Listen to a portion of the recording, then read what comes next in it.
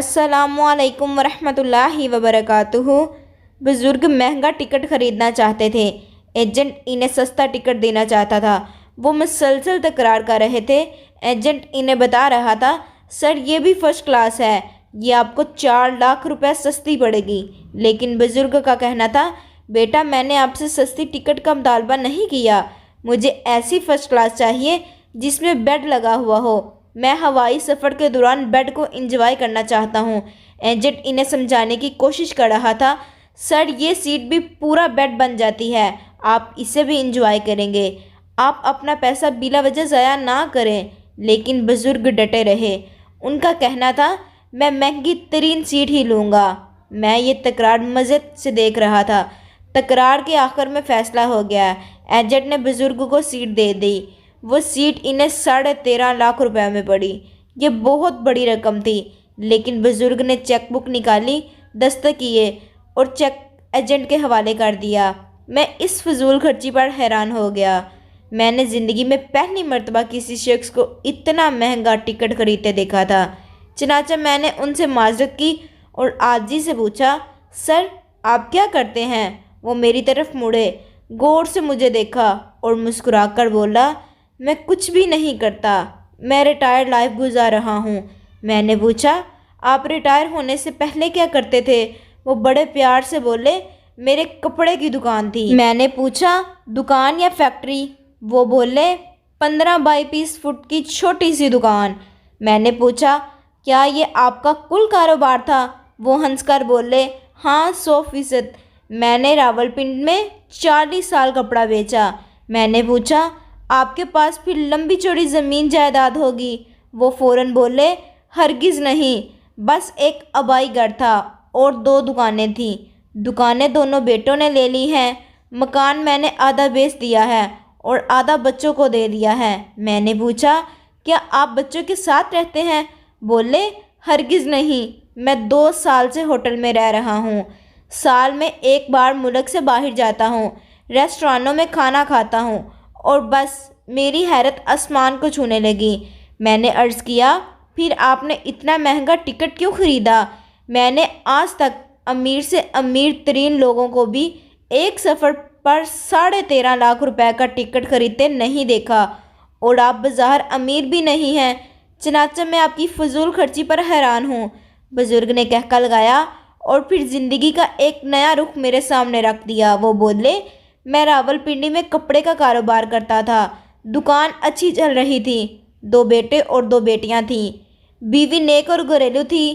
میں فیصل آباد کے ایک مل اونر سے کپڑا خریدتا تھا اور وہ کپڑا پرچون میں بیچ دیتا تھا۔ میں ہفتے میں ایک بار فیصل آباد جاتا تھا۔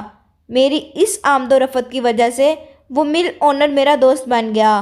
وہ جب بھی راولپنڈی آتا تھا وہ پی سی میں ٹھہرتا تھا، مجھے دعوت دیتا تھا اور میں اس کے ساتھ کھانا کھاتا تھا۔ وہ گرل فش بڑی رغبت سے کھاتا تھا۔ وہ مجھے بتایا کرتا تھا، وہ دن میں ایک بار سالمن فش ضرور کھاتا ہے۔ میں نے اس کے ساتھ سالمن فش کھانی شروع کی تو میں بھی اس کا عادی ہو گیا، میں بھی فش کھانے لگا۔ ہم دونوں دوست تھے، لیکن پھر اس بیچارے کا ڈاؤن فال شروع ہو گیا۔ پاکستان میں لوڈ شیڈنگ کا مسئلہ پیدا ہو گیا، حکومت نے ٹیکس بڑھا دی، فیکٹریوں میں یونین بن گئی، را مٹیریل بھی مہنگا ہو گیا اور اغوا برائے تاوان اور بطہ خوری بھی شروع ہو گئی۔ بنگلہ دیش نے اس دور میں ٹیکسٹائل انڈسٹری کو ٹیکس فری کر دیا۔ میرا دوست بنگلہ دیش چلا گیا، بنگالی بزنس مین کے ساتھ جوائنٹ وینچر کیا اور اپنی فیکٹری بنگلہ دیش شفٹ کر لی۔ وہ بنگلہ دیش میں کامیاب ہو گیا۔ پھر دونوں پارٹنرز کے درمیان اختلاف ہوا، معاملہ عدالت تک پہنچ گیا اور بنگلہ دیش کی عدالت نے بنگالی بزنس مین کے حق میں فیصلہ دے دیا۔ یوں وہ بیچارہ محل سے فٹ پاتھ پر آ گرا۔ وہ واپس پاکستان آ گیا۔ فیصل آباد میں اس دوران اس کی پراپرٹی پر قبضہ ہو چکا تھا۔ وہ یہاں بھی کورٹ کچہریوں میں الجھ گیا۔ بیوی یہ اتار چڑھاؤ برداشت نہ کر سکی، وہ بیمار ہوئی اور انتقال کر گئی۔ اس نے لاہور میں ایک انڈسٹریل یونٹ لگایا، وہ یونٹ بیٹے کے حوالے کیا، بیٹے نے وہ برباد کر دیا۔ دوسرے بیٹے کو کاروبار میں ڈالا، وہ بھی ناکام ہوا اور بیوی بچوں کو لے کر کینیڈا شفٹ ہو گیا۔ بڑا بیٹا ناکامی کے بعد نشے کا عادی ہو گیا، وہ نشے کے ہاتھوں ہسپتال پہنچ گیا۔ بیٹی کی شادی کی سسرال نے گھر مانگ لیا۔ اس نے اپنا واحد گھر بیٹی کو دے دیا۔ یار دوست بھاگ گئے اور عزیز رشتہ دار سائڈ پر ہو گئے، اور یوں وہ بیچارے پوری دنیا میں بے دست و پا ہو گئے۔ میں اس کے عروج و زوال کا عینی شاہد تھا۔ وہ خوددار تھا، اس نے مجھ سے ملنا بھی ترک کر دیا تھا، لیکن میں اسے ڈھونڈ ڈھانڈ کر مل لیتا تھا۔ ہم گرل فش کھاتے تھے، پرانا وقت یاد کرتے تھے اور ہنس رو کر اپنے اپنے ٹھکانے پر آ جاتے تھے۔ وہ زندگی کے بوجھ کے ساتھ ساتھ چلتا رہا، لیکن پھر ایک ایسا وقت آ گیا جب کرائے کا مکان بھی اس کے بس کی بات نہ رہا۔ وہ حقیقتاً کوڑی کوڑی کا محتاج ہو گیا اور پھر ایک دن وہ غائب ہو گیا۔ میں اسے تلاش کرتا رہا لیکن وہ نہ ملا۔ میں اپنے کام کاج میں مصروف ہو گیا۔ مجھے ایک دن عیدی فاؤنڈیشن سے فون آیا۔ مجھے بتایا گیا آپ کا ایک عزیز شدید علالت میں ہمارے پاس موجود ہے، آپ سے ملنا چاہتا ہے۔ میں تشویش کے عالم میں عیدی فاؤنڈیشن پہنچ گیا۔ وہ مجھے اولڈ پیپل ہوم میں لے گئے۔ میں اندر داخل ہوا تو وہ علالت کے عالم میں بستر پر پڑا تھا۔ داڑھی بڑھی ہوئی تھی، شوگر، بلڈ پریشر اور دل کا مرض بے قابو ہو چکا تھا اور وہ حقیقتاً ہڈیوں کا ڈھانچہ بن چکا تھا۔ میری آنکھوں میں آنسو آ گئے۔ میں اس کے پاس بیٹھ گیا۔ وہ مجھے دیکھ کر مسکرایا اور آہستہ آواز میں بولا، یار شکور صاحب، گرل فش کھانے کا بہت دل کر رہا ہے۔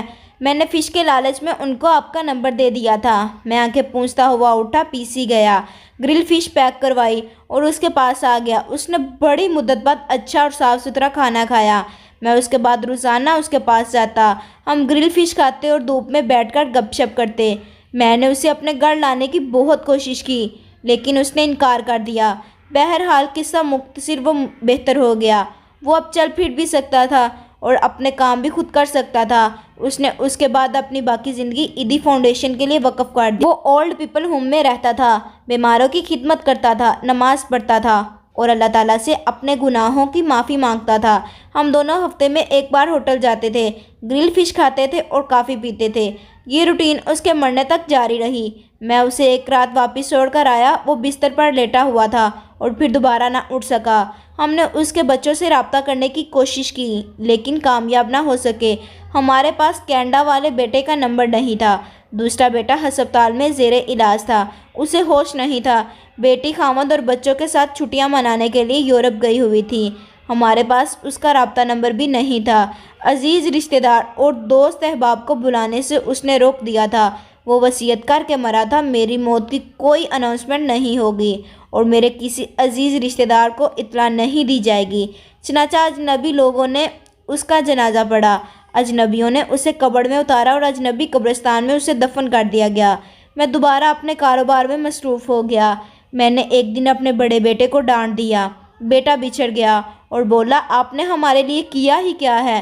یہ فکرہ سیدھا میرے سینے میں لگا۔ مجھے اپنا مرحوم دوست یاد آ گیا اور احساس ہوا یہ سب مایا ہے، یہ سارا مایا ختم ہو جائے گا۔ مال وہ ہے جو آپ نے استعمال کر لیا اور خوشی وہ ہے جو آپ نے محسوس کر لی۔ اور بس میری بیوی فوت ہو چکی تھی، بچے شادی شدہ تھے۔ میں نے دونوں بیٹوں کو ایک ایک دکان دے دی۔ مکان بازار میں آ چکا تھا۔ میں نے آدھا مکان بیچ دیا، مجھے 12 کروڑ روپے ملے۔ میں ہوٹل میں شفٹ ہو گیا۔ میں اب آدھا دن عیدی فاؤنڈیشن میں کام کرتا ہوں، صبح شام ایکسرسائز کرتا ہوں، سوئمنگ کرتا ہوں، گرل فش کھاتا ہوں، سوٹ پہنتا ہوں، ہوٹل کی گاڑی استعمال کرتا ہوں، سال میں ایک بار مہنگا ترین ٹکٹ لے کر ملک سے باہر جاتا ہوں اور چل کر پھر رہا ہوں۔ وہ خاموش ہو گئے۔ میں حیرت سے ان کی طرف دیکھتا رہا اور وہ مسکراتے رہے۔ میں نے عرض کیا، آپ جس طرح رقم اڑا رہے ہیں یہ 12 کروڑ کب تک آپ کا ساتھ دے گے؟ بزرگ نے کہکا لگایا اور بولے، سال کا 1 کروڑ روپے خرچ آتا ہے، میرا خیال ہے میں 12 کروڑ سے پہلے فوت ہو جاؤں گا۔ میں نے عرض کیا، اور اگر آپ بچ گئے، اللہ نے اگر آپ کو لمبی زندگی دے دی تو؟ انہوں نے کہکا لگایا اور بولے، میں بھی اپنے دوست کی طرح عیدی فاؤنڈیشن شفٹ ہو جاؤں گا۔ آپ جیسے کسی دوست کی مدد سے ہفتے میں ایک دن گرل فش کھاؤں گا اور موت کے فرشتے کا انتظار کروں گا۔ خیر ہو، خوش رہیں، سلامت رہیں۔ آپ کی رائے و تبصرے کی ضرورت ہے۔ اگر لکھی ہوئی بات دل کو لگتی ہے تو اسے شیئر ضرور کریں۔ شکریہ۔